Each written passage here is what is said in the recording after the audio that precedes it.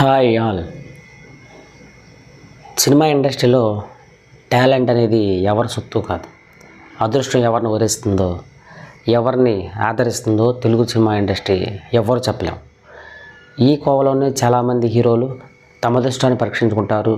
ఏదో సినిమాతో థియేటర్కి వస్తారు, నిలబడితే లక్ ఓకే, లేదంటే ఫేడ్ అవుట్ అయిపోతూ ఉంటారు. బట్ డైరెక్ట్గా సినిమా ఇండస్ట్రీకి రాకుండా ఒక తెలుగు విజయవాడ కుర్రాడు తెలుగు సినిమా ఇండస్ట్రీలో తనకంటూ ప్రత్యేక ఇమేజ్ సంపాదించుకున్నాడు. అతనే సుహాస్. తెలుగు షార్ట్ ఫిల్మ్లో ఒక క్యారెక్టర్ ఆర్టిస్ట్గా, కమెడియన్గా తనకంటూ ప్రత్యేక ఇమేజ్ క్రియేట్ చేసుకుని ఆ తర్వాత కలర్ ఫోటో అనే సినిమాతో ఫస్ట్ టైం తెలుగు తెరకు పరిచయం అయ్యాడు. ఆ తర్వాత ఈ సినిమా మంచి హిట్ టాక్ సొంతం చేసుకుంది. ఆ తర్వాత వచ్చిన 2023 ఫిబ్రవరి 3 వచ్చిన రైటర్ పద్మనాభం, ఈ సినిమా కూడా మంచి ఆదరణే పొందింది. ఈ తర్వాత మూడో సినిమాగా వచ్చిన సినిమా థర్డ్ సినిమా ఫిబ్రవరి 2, 2024 థర్డ్ సినిమాగా రిలీజ్ అయ్యింది. అంబాజీపేట మ్యారేజ్ బ్యాండ్ రిలీజ్ అయిన ఈ సినిమాలో ఉన్న కథ విశేషాలు ఏంటో, ఈ సినిమా గురించి ప్రత్యేకతలు ఏంటో ఈ వీడియోలో తెలుసుకుందాం.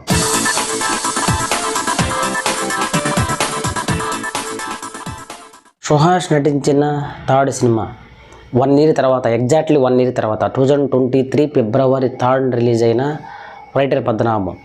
అదే 1 year గ్యాప్తో 2024 ఫిబ్రవరి 2 రిలీజ్ అయిన అంబాజీపేట మ్యారేజ్ బ్యాండ్ అనే సినిమాతో థియేటర్లోకి వచ్చాడు సుహాస్. ఈ సినిమాలో ఉన్న కథ 2007 విలేజ్ బ్యాక్డ్రాప్లో జరిగే ఒక love and emotional and family drama. 2007లో రియలిస్టిక్ కథ ఆధారంగా తీసామని చెప్పి టైటిల్లోనే ఈ సినిమాని చూపించారు. అంటే నిజ జీవితంలో జరిగిన కథని ఈ సినిమాగా తీశారా అనేది క్లియర్గా అర్థమవుతుంది. ఒక విలేజ్లో జరిగే ఒక emotional drama, love and emotional డ్రామానే ఈ సినిమా. వెంకట్ అనే ఒక అగ్రకులానికి చెందిన వ్యక్తి ఆ ఊరి ప్రజలకు అధిక వడ్డీలకు అప్పులిస్తూ తన ఊరిని చెప్పు చేతలో చూసుకోవాల్సి వస్తాడు. అదే విలేజ్లో బార్బర్ షాప్ నడుపుతూ, మ్యారేజ్ బ్యాండ్ నడుపుతూ తన లైఫ్ లీడ్ చేస్తూ ఉంటాడు. మల్లీకి ఒక సిస్టర్, ఆ సిస్టర్ని కూడా లొంగ తీసుకోవాల్సి వస్తాడు వెంకట్. వీళ్ళిద్దరి మధ్య జరిగే ఘర్షణే ఈ సినిమా. దీనికోసం వరకు వెంకట్ చెల్లిని, సిస్టర్ని లవ్ చేస్తాడు మళ్ళీ. ఈ కొసమెరుపుతో సినిమా ఈ 4 క్యారెక్టర్ల మధ్య జరిగే ఎమోషనల్ అండ్ లవ్ స్టోరీయే అంబాజీపేట మ్యారేజ్ బ్యాండ్. విలేజ్ క్యారెక్టర్లో జరిగే ఈ లవ్ అండ్ ఫ్యామిలీ డ్రామాకి హీరోకి సపోర్టింగ్ క్యారెక్టర్లో పుష్ప సినిమాకి హీరోకి సపోర్ట్ క్యారెక్టర్లో ఉన్న జగదీష్ ఈ సినిమాకి మరో హైలైట్ క్యారెక్టర్ అని చెప్పాలి. ఈ 5 క్యారెక్టర్ల మీద నడిపాడు సినిమా డైరెక్టర్ ఈ పూర్తి సినిమా అశాంతం. ఈ సినిమాలో చూస్తున్నంతసేపు మనకి నెక్స్ట్ ఏం జరుగుద్దా అనే ఫీల్ కలగక మానదు. అంత బ్యూటిఫుల్గా సినిమాని ఎండ్ వరకు నీట్గా స్క్రీన్ ప్లేతో నడిపించాడని అనడంలో ఎటువంటి సందేహం లేదు. ఫ్యామిలీతో 2.5 hours చూసి ఎంజాయ్ చేసే సినిమాని. సినిమా చూస్తున్నంతసేపు మనకి ఎక్కడో ఈ సినిమాని చూసే అన్న ఫీలింగ్ కలుగుతుంది. అదే ఉప్పెన. అయితే ఎక్కడ కూడా అటువంటి ఎమోషన్ కానీ ఇన్డెప్త్ లవ్ కానీ ఈ సినిమాలో కనపడదు. బట్ ఈ సినిమాలో నటించిన క్యారెక్టర్లు ఈ సినిమాకి పెద్ద హైలైట్ అని చెప్పాలి. ప్రతి క్యారెక్టర్ కూడా 100% ఈ సినిమాకి న్యాయం చేయించాడు డైరెక్టర్. ఇటు వెంకట్ క్యారెక్టర్లో నటించిన నితిన్, అలాగే సుహాస్ తన క్యారెక్టర్లలో కానీ తన పెర్ఫార్మెన్స్లో కానీ 100% న్యాయం చేశాడని చెప్పాలి. ప్రతి సినిమాకి తన పెర్ఫార్మెన్స్ని ఇంక్రీజ్ చేస్తూనే ఉన్నాడు. ఈ సినిమా ఫ్యామిలీ బ్యాక్డ్రాప్లో జరిగిన లవ్ అండ్ ఎమోషనల్లో జరిగిన ప్రతి సీను నెక్స్ట్ ఏం జరుగుద్దన్న ఫీలు చూస్తున్న ఆడియన్స్కి కంపల్సరీ కలుగుతుంది. ఇన్డెప్త్ లవ్ స్టోరీ ఈ సినిమాలో లేకపోవడం ఒక పెద్ద మైనస్ అని చెప్పాలి.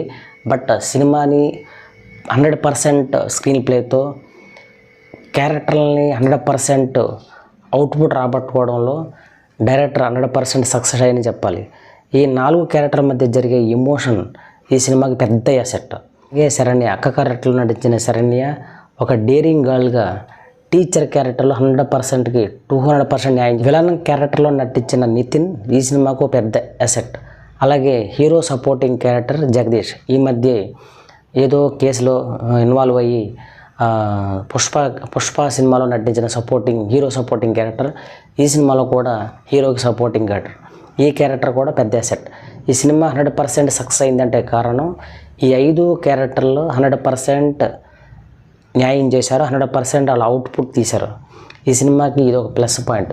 అలాగే అక్కడక్కడ కామెడీ సీన్లు, ఈ సినిమా నడిపించిన విధానం, emotion scenes, screen play, next ఏం జరుగుద్దన్న సస్పెన్స్ ఈ సినిమాకి ఒక పెద్ద ప్లస్.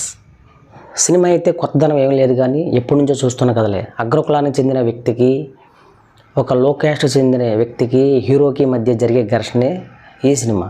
బట్ దీంట్లో నటించిన నటులు, వారు నడిపించిన తీరు, సినిమా నడిపించిన తీరు, డైరెక్టర్, స్క్రీన్ ప్లే ఈ సినిమాకు పెద్ద అసెట్. అలాగే ఈ సినిమాకి మ్యూజిక్, బ్యాక్గ్రౌండ్ మ్యూజిక్, అలాగే అక్కడక్కడ వచ్చే కామెడీ సీన్లు, లవ్ ట్రాక్ కొంచెం మనకు కొత్తదనంగా అనిపిస్తుంది. ఈ సినిమాకి నిర్మాత కంచర్లపాలెం డైరెక్టర్ మహా. అలాగే ఈ సినిమా డైరెక్టరే నిర్మాతగా వ్యవహరించి ఈ సినిమాని 100% న్యాయం చేశారని చెప్పచ్చు. 2024లో చిన్న సినిమాగా పెద్ద హిట్ అని చెప్పాలి. సుహాస్ షార్ట్ ఫిలిం నుంచి సినిమా ఇండస్ట్రీకి ఎంట్రీ ఇచ్చి థర్డ్ సినిమాగా, చిన్న సినిమాగా పెద్ద హిట్టే కొట్టాడని చెప్పాలి. అలాగే తన పెర్ఫార్మెన్స్ వేరే లెవెల్. ఈ సినిమాలో లవ్ క్యారెక్టర్లో కానీ, హీరోని విలన్ని ఎదుర్కొనే సీన్లో కానీ, సిస్టర్ చనిపోయినప్పుడు అతని పెర్ఫార్మెన్స్ కానీ, చిన్న సినిమాగా పెద్ద హిట్లు అందిస్తున్న సుహాస్ ఇలాంటి కథలు మరిన్ని చేయాలని, ఫ్యామిలీ ఆడియన్స్ని, యూత్ని మరింత మందిని అట్రాక్ట్ చేయాలని, ఇలాంటి సినిమాలు మరిన్ని తీయాలని మనస్ఫూర్తిగా కోరుకుందాం. ఇది ఈ వీడియో. మరి మళ్ళీ కలుద్దాం. బాయ్. సైనింగ్ ఆఫ్ మీ ఎవర్.